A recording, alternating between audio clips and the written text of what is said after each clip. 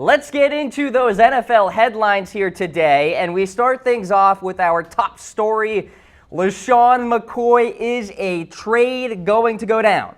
So a couple of notes here. NJ.com released a list of players from every team that could be traded, and McCoy is one name that definitely stuck out to me because he, of course, was the selection for the Buffalo Bills. Now, after that article was released, according to Josh Reed of WIVB in Buffalo, the Eagles have called the Bills to see if running back LeSean McCoy is available. Now, McCoy has been dinged up a bit so far this year. He has played in 4 games this season, currently averaging 3.8 yards per carry. Considering, by the way, 0 threat at quarterback or wide receiver for the Bills and a depleted offensive line, that's actually not all that bad if you are LeSean McCoy. Now, McCoy makes sense for a few reasons here. There's a potential playoff team named the Philadelphia Eagles that's in the market for a running back. Philly just lost Jay Ajayi for the entire season. He's done. ACL. Goodbye. McCoy has 1 year left on his deal. So after 2018, he has another year. And his cap hit isn't all that bad. So even if he is traded, the cap hit against the Buffalo Bills, not all that bad in terms of dead money. And the Bills aren't going anywhere in terms of being contenders in the National Football League.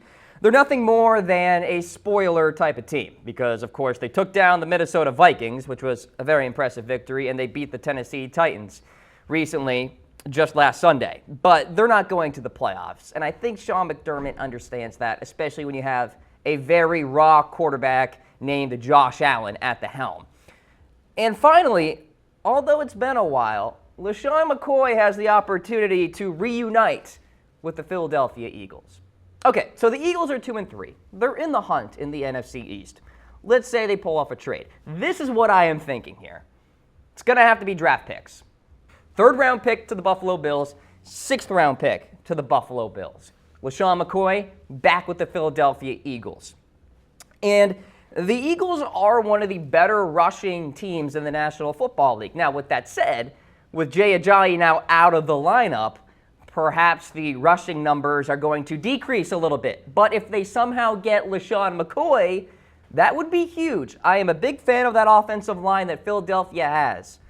Jason Kelce at center. He's one of the best centers in the NFL. Number 1 on Pro Football Focus right now. Brandon Brooks at right guard and Jason Peters at left tackle and Lane Johnson at right tackle. Really solid offensive line. And LeSean McCoy, historically speaking, has been good at finding his own yards. And if he gets an actual offensive line in front of him, gonna be even better in terms of yards per carry and the stats and all of that good stuff.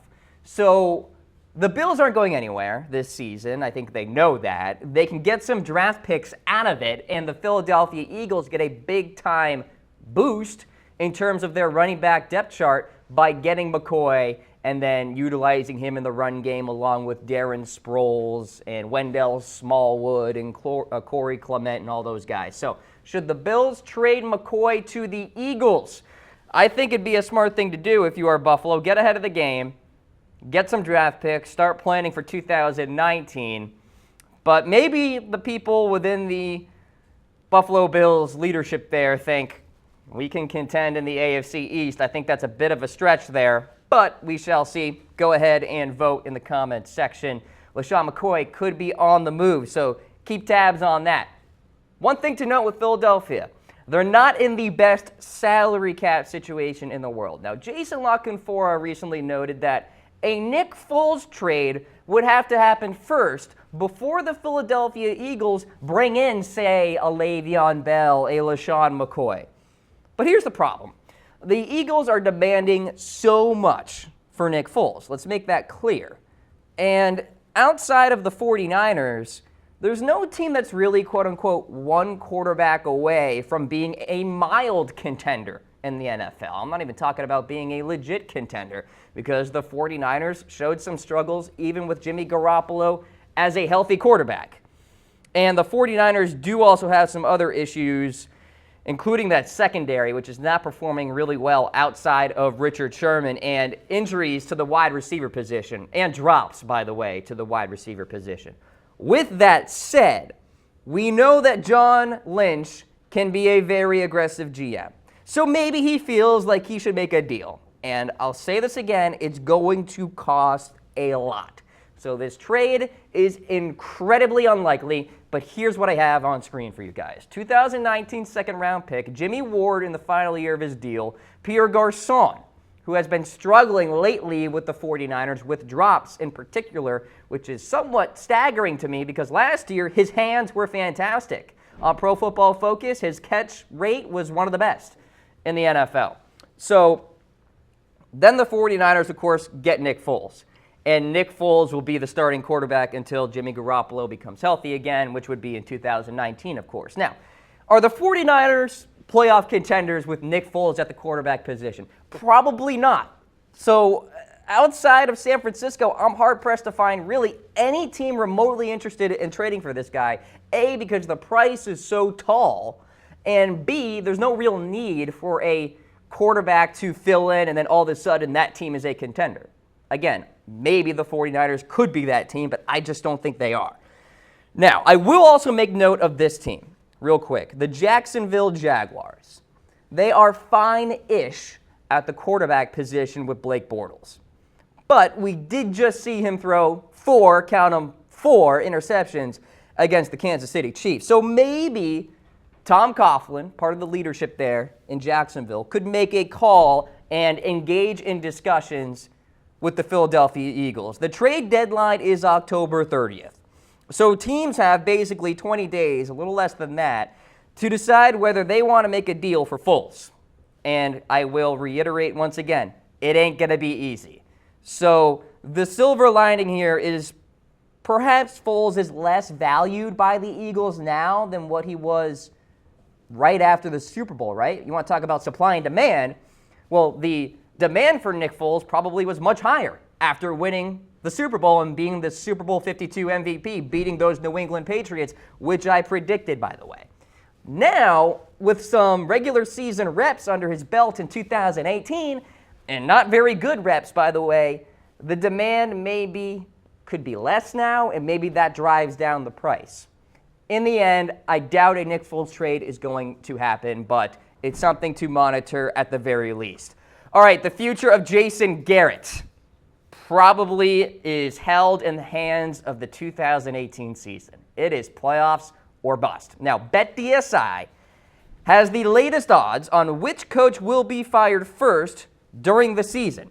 Jason Garrett is your front runner at plus 350 odds, which means a bet of $100 would pay off at $350 if Garrett is indeed the first to go during the season. Now, Garrett has been the official coach of the Cowboys since 2011. He was interim in 2010 as well.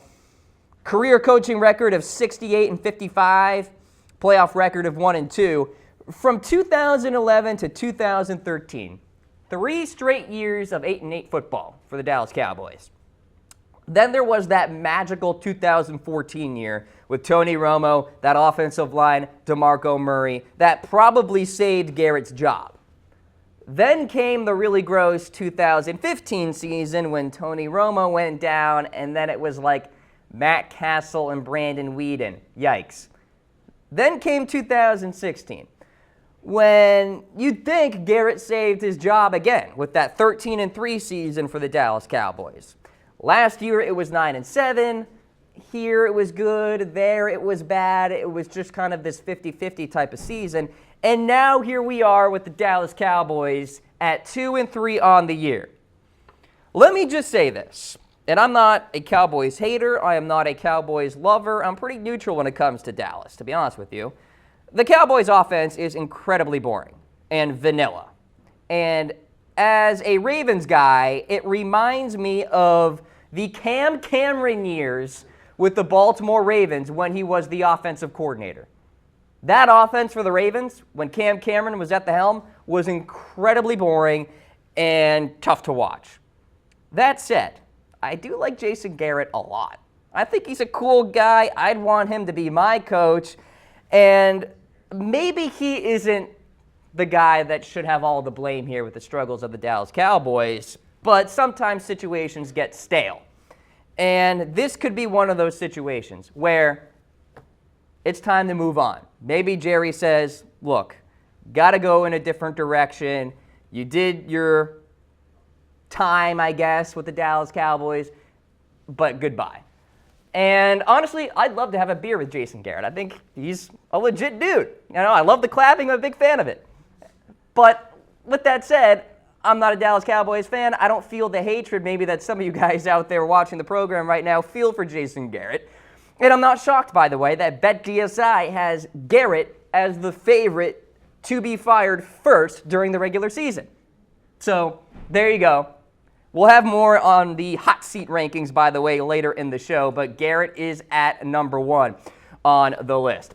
All right, guys, so if you follow the Cam Rogers Show Facebook page, you guys know that I post my picks every week, and every time you guys call me out. Well, you know what? Enough talk, more action. Come at me. Join my NFL Pick'em game. The directions are on your screen. You can sign up for free with BetDSI. I want you DMing me for the game link. I will send you the directions. You can make your picks prior to the Thursday night game, and boom, you're coming at me. And if you finish in first place, you are getting $25 right out of my back pocket. I'm so confident you're not taking me down that I'll give you money straight from my wallet if you play in my game. So it's really simple. If you're interested, go ahead and comment below. Also, DM me on Twitter. Get at me in some way, and I'll be able to give you the directions to play in my NFL Pick'em game. And we'll make sure you get that promo code as well, CAM120. So go ahead, DM me away. All right, next up here on the list, Antonio Brown got sued. So a lawsuit was filed against Brown after he allegedly threw furniture off the balcony of his 14th story apartment in April. According to TMZ Sports, on Tuesday, a man by Opier Sternberg is suing Brown for nearly killing his 22-month son in, quote, a fit of rage. The incident occurred in Florida. Sternberg said Brown threw 2 vases, an ottoman, and other furniture, which nearly hit his son as he was walking around the pool area in the apartment complex. The incident was apparently caught on tape. Sternberg said that Brown was clearly agitated and actually was yelling at security personnel when police arrived at the scene. Now, this is not a good look for Antonio Brown, obviously. But this also supports my theory that I think Antonio Brown has a bit of an anger problem. Because there's this story from TMZ Sports. There's the video footage out there of Antonio Brown calling out his offensive coordinator on the sideline during a football game against the Kansas City Chiefs. And then there's also that weird situation with a local reporter. Do you guys remember this? When Antonio Brown basically asked him to fight him on Twitter. And then there was the whole trade me thing as well. So it's quite clear that Antonio Brown has proven to be a little impulsive when it comes to his anger. So not a good look for him. We'll see what happens going forward with this. It sounds like it's a civil suit, and maybe Antonio Brown will just settle it and we can all move on here. But that all according to TMZ Sports. All right. Back to the trade rumors. The Eagles don't want Le'Veon Bell. So according to Adam Schefter and Chris Mortensen, the Eagles restructured Fletcher Cox's contract to create $6.5 million in cap space. So everybody out there was like, oh my God, Philadelphia wants Le'Veon Bell. Well, apparently not. Adam Schefter himself noted that the Eagles are not interested in a Le'Veon Bell trade as we stand, which is interesting considering the Eagles called about LeSean McCoy, according to a local reporter out there in Buffalo. So Schefter and Mortensen said that the Eagles restructured Cox's contract to create cap space to re-sign players the next 2 years. Okay, that's very interesting. The timing is all very interesting. We are 20 days away from the trade deadline when you restructure somebody's contract to create cap space on a team that needs cap space mightily and that just lost one of their starting running backs It's very interesting. All the dominoes seem to be falling towards an NFL trade. Now, it may not be for Le'Veon Bell. It could be for LeSean McCoy or perhaps even David Johnson. This is stunning to me. So Derek Hun of NBC Sports Philly said, "Don't be surprised if the Eagles call to inquire about David Johnson." But the Eagles can call all they want because this is just not going to happen. It makes zero sense whatsoever. First off, David Johnson is a rising star in the NFL. He can be a cornerstone piece for that Arizona Cardinals franchise. And now that Josh Rosen is the quarterback, he needs a reliable running back, especially for the sake of his own development. And if David Johnson is there right behind Rosen, playing week in and week out, that will be huge for Rosen to eventually become a true, solid starting quarterback in the NFL. Secondly, the Cardinals just gave this guy an extension, and I mean right before week 1, basically validating their commitment to David Johnson, okay? And then finally, it makes no sense from a financial perspective. So listen to this. If the Cardinals traded or released Johnson this year, he'd create more than $24 million in dead money. $19 million against the cap. So I'm no math major, but the Cardinals now only have $9.3 million in cap space. There literally is no way for Arizona to make a trade involving David Johnson right now. But as I always say on this program, everybody has a price. And I will say, just like the whole Nick Foles situation, this is extremely unlikely, but if Philadelphia, for some reason, absolutely blows away the Arizona Cardinals with an offer, maybe they'll listen, maybe they'll think about it. I'm talking about multiple first-round picks, a veteran player, and maybe a little something extra on top. That would probably be the minimum price. So what running back should the Eagles trade for? Go ahead, let me know in the comments section. I'm seeing you guys tuning in on Facebook Live as well as YouTube Live. We've got Zachary watching the program, Jose as well, Isaac chiming in with a Ravens Nation. Shout out to you, Isaac. Let me know what you think. I think LeSean McCoy is the most likely scenario here for Philadelphia to actually pull off a trade. The Le'Veon Bell situation is way too complicated. I've talked about it many times before, and the David Johnson situation is just not going to happen. No way in heck. We have a comment coming in from YouTube. Philly getting back LeSean McCoy. I could see it. Could certainly see it. So we'll see what happens in regards to that. But the Eagles still feel like they are contenders, and they are. They're right in the hunt in the NFC East. Maybe LeSean McCoy can give them a nice boost there at the running back position. A team that is already running the football pretty darn well. All right, David Johnson this week on FanDuel, by the way, $7,500. The Cardinals are playing the Vikings this week.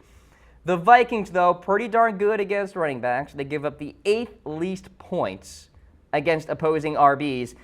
Could be a good contrarian play this week on FanDuel. And by that, I mean, folks, everybody's going to see, oh my God, David Johnson, that expensive? David Johnson playing against the Vikings? No, thank you. I'm going to pick a better matchup.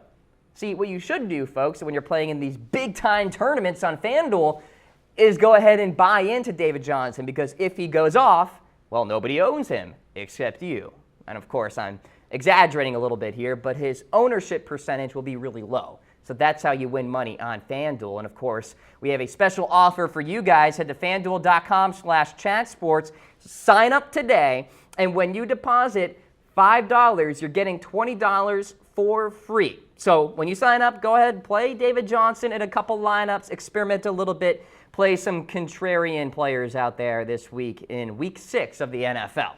All right, next up here, Eric Reid did kneel during the national anthem in his return to the NFL and recently spoke about, well, of course, his first game back. And by the way, his collusion case is still ongoing against the National Football League.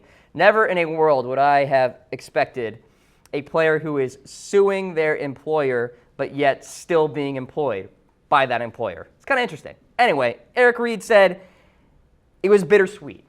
And the bitter part was that, well, Colin Kaepernick is not in the NFL either. We know that Eric Reid is good pals with Colin Kaepernick, and the fact that Kaepernick is not in the NFL doesn't sit well with Reid. Now, here's the image of Eric kneeling during the national anthem in his first game for the Carolina Panthers. In his first press conference, by the way, he wore a, quote, "I'm with Cap" shirt, and of course continues to push for Kaepernick's cause and his own cause as well, which is basically social inequality, racial inequality out there in America.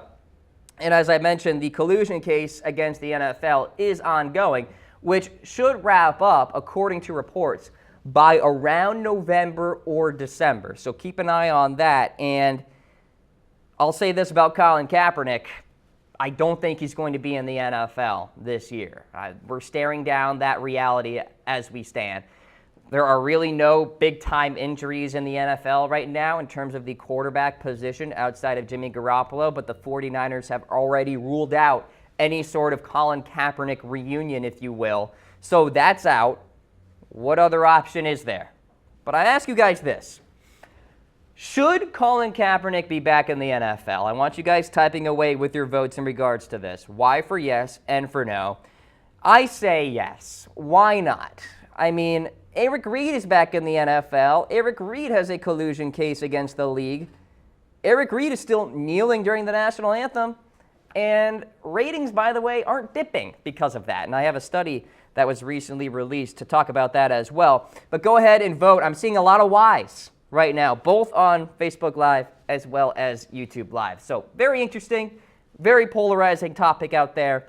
As we stand, Colin Kaepernick out of the NFL. Eric Reid is employed, a safety for the Carolina Panthers.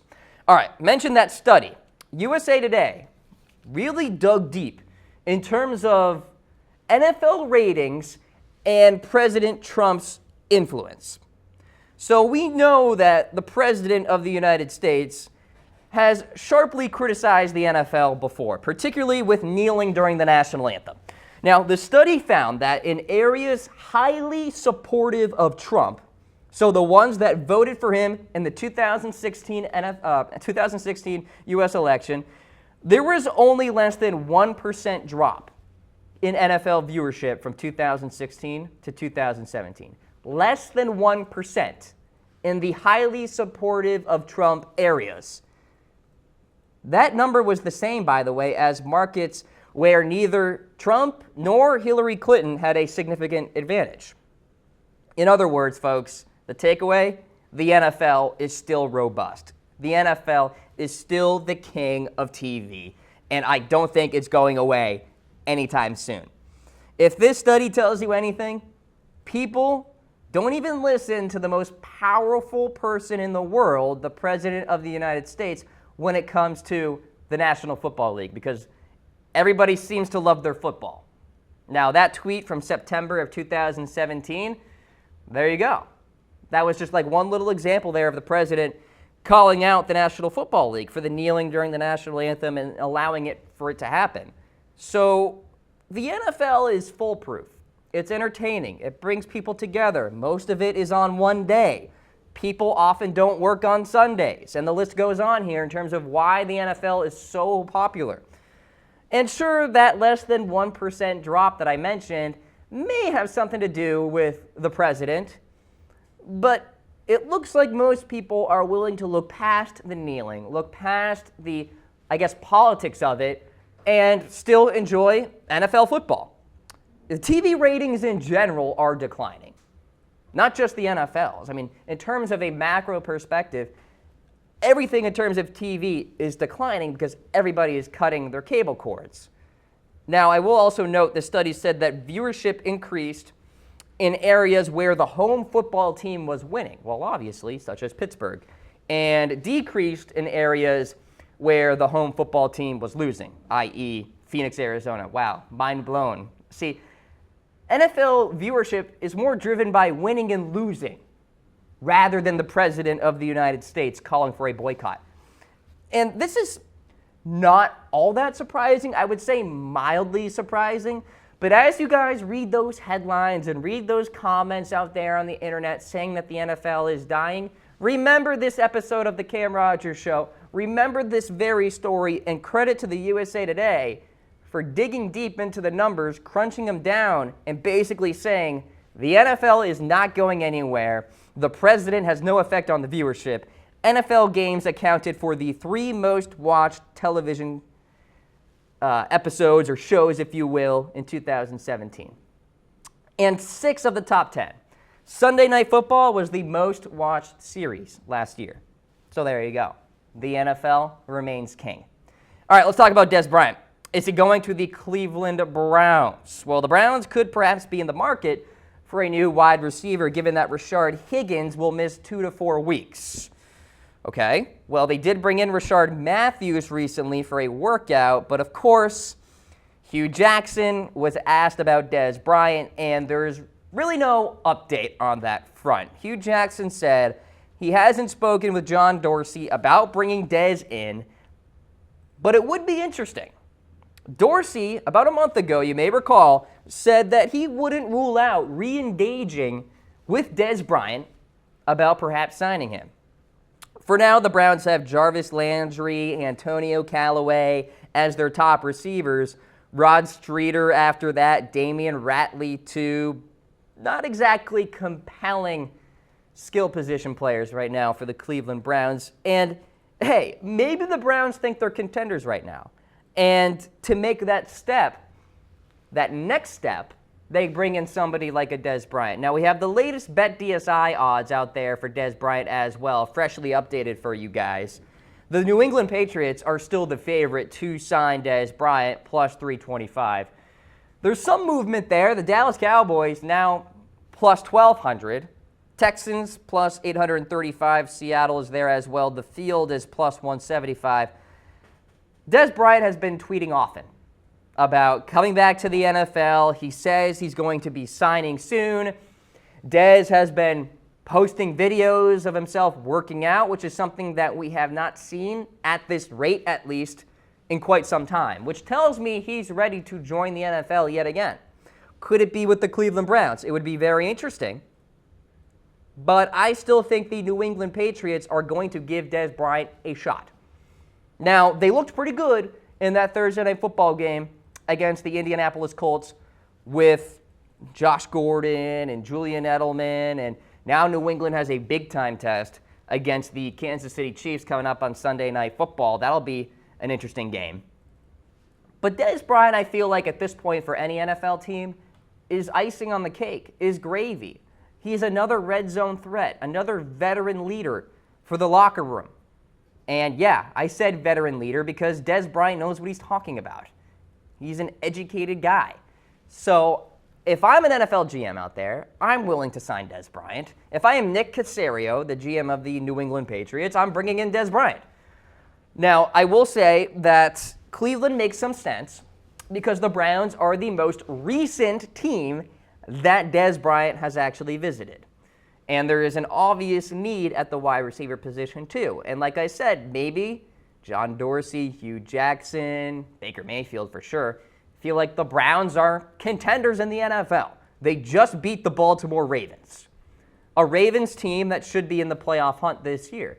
So that gives the Browns a little shot in the arm, like, okay, we can do this. We can beat the big boys of the NFL. Let's bring in Dez to help us make that next step in terms of contending in the league. Maybe it happens. I don't know. I'm still sticking with New England, but boy, I can't wait for the day when Dez Bryant finally signs. I just can't wait for it because it's going to be crazy. And either the internet is going to make fun of me or the internet is going to give me some praise and some claps like Jason Garrett. I don't know which it's going to be yet. We'll see, but stay tuned for that. You guys can bet on those Dez Bryant odds, by the way, on BetDSI. Use my promo code CAM120 for that 120% deposit bonus when you sign up. The link at the bottom of your screen. Chatsports.com/bet is the way to go. So log on, use my code, go ahead and deposit some money for some free money at the same time. All right, Jamal Charles has a new team, folks. He's now a member of the Jacksonville Jaguars. Signed a one-year deal with the Jags. Obviously, running back is a need for this team right now because Leonard Fournette is out this week against the Dallas Cowboys and could be out for a longer period of time. He's dealing with a hamstring injury. And then you have Corey Grant, done for the year. He's been placed on IR. So JAMAAL Charles, yet again, is employed. And obviously, he isn't the running back he once was. He has not topped 1,000 yards rushing since his 2014 season with the Kansas City Chiefs.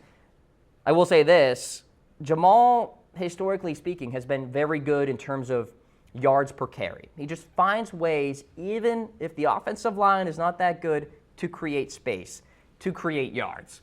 So I think he'll be a worthwhile signing for the Jags. Now, obviously, JAMAAL would not be on this team if it weren't for the Grant injury and the Leonard Fournette injury, but I think he will be a worthwhile player for that backfield. In terms of fantasy purposes out there, guys, I don't think you should pick him up, at least for now. We'll see how he does going forward.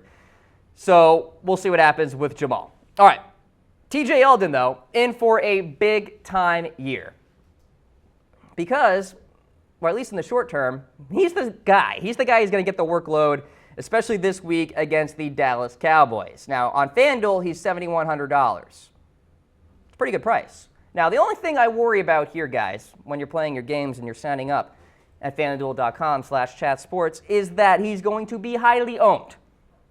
Ownership is going to be through the roof because Leonard Fournette was ruled out early in the week. So everybody knows that Fournette is not going to be playing against the Dallas Cowboys. So in that vein, everybody says, okay, well, TJ Yeldon will get the lion's share of the volume here in this matchup against Dallas, which is about middle in the pack, by the way, against running backs. So if you do draft TJ Yeldon in your FanDuel lineups this week, you have to differentiate yourself with other players out there that aren't as highly owned, at least for the purposes of big-time tournaments. So once again, it's FanDuel.com/chatsports. We're giving you free money, by the way. When you deposit $5, you're getting $20 extra, so $25 to play with on FanDuel this week. Go ahead and play TJ Yeldon. He'll get a lot of volume, that I can tell you.